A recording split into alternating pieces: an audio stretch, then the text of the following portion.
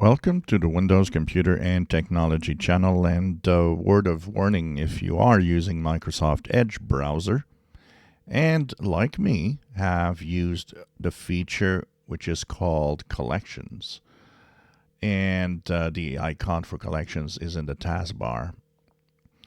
Here you would have different collections of websites depending on the subjects. And I thought the idea was nice, and I still think this idea is great. But don't really use it anymore because soon to be a message will pop up like this that's going to say Collections is being retired. You will no longer be able to add new items to Collections to keep the safe content. You got to export it or move it to your favorites.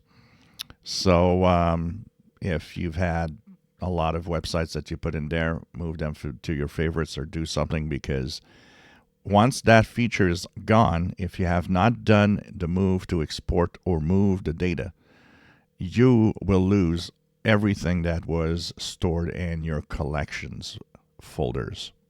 So this apparently is starting to pop up here and there. Many users have seen this appear. And Windows Report was one of the first websites to talk about it. So if you are using Collections, be aware that, it is a feature that's going away soon on Microsoft Edge. If you enjoy my videos, please subscribe, give us thumbs up. Thank you for watching.